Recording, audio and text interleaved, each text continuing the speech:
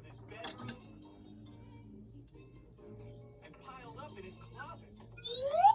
They were stashed under his bed. They spilled down the stairs and into the living room. He had big toys in the backyard.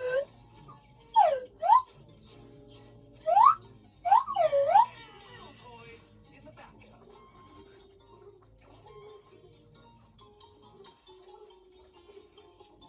Sometimes, Spencer played with nice, quiet, wooden toys.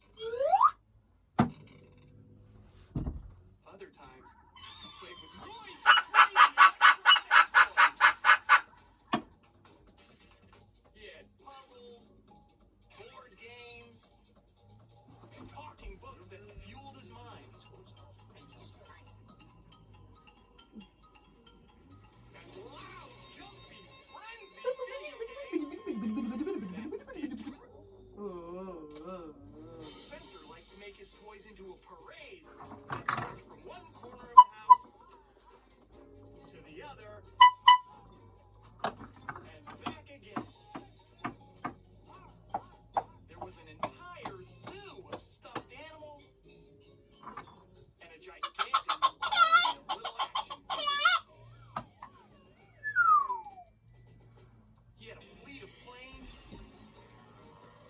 trains, and toy boats, and a convoy of miniature trucks and cars. He also had lots and lots of musical instruments, art supplies, and alien spaceman weapons.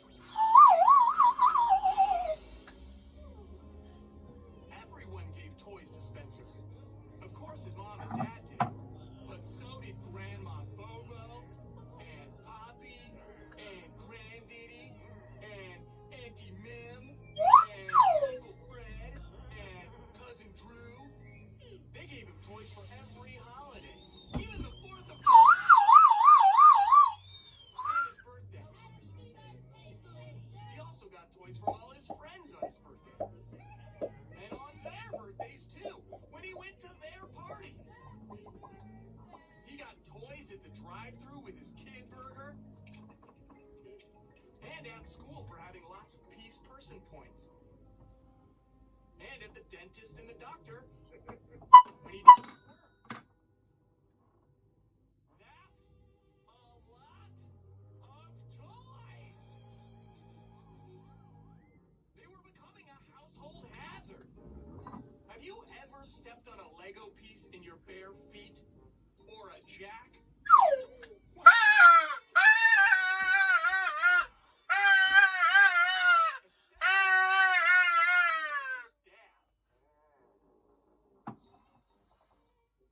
You can also things like railroad tracks and race cars if you're carrying a load of laundry. One day, Spencer's mom had to hear with all the toys. She yelled on her way upstairs.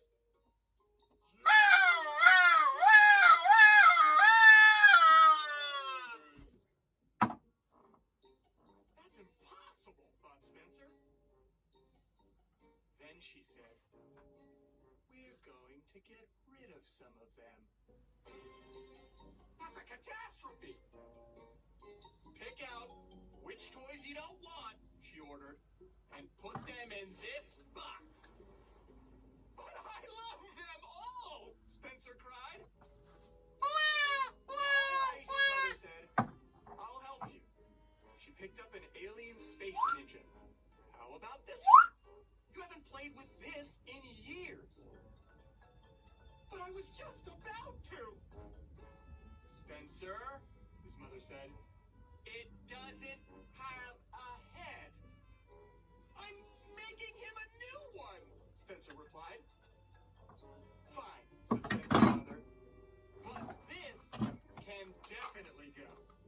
She put down the alien and picked up a filthy, one-eared bunny.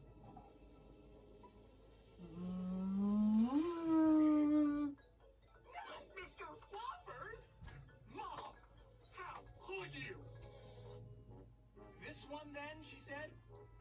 Oh, that's Mr. Fluffers' best friend. This one? Mother, have you forgotten? Grandma Bobo gave me that on my 4th birthday. And I'll never be 4 again. Ever. Oh, please, Spencer, said his mom, rolling her eyes. Don't be so dramatic.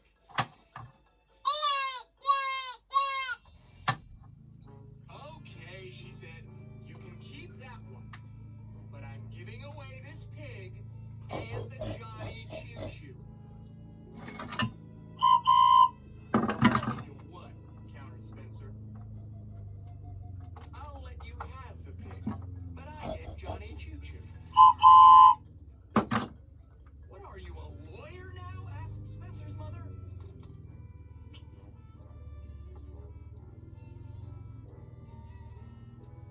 You can keep Johnny Choo Choo, but the cow goes in the box too. Deal? How about 2 Gitchy Goomies instead, said Spencer. And I'll throw in a little beaker of your choice. How about all of them go in the box, or you don't watch TV for a week? Spencer decided it was in his best interest to agree. Deal. Finally, some toys in the box, sighed Spencer's mom. I had no idea this would be so much work. She plopped down on the floor next to an egg-shaped pirate that bellowed, "Avast, ye scurvy dog! Avast, our scurvy dog!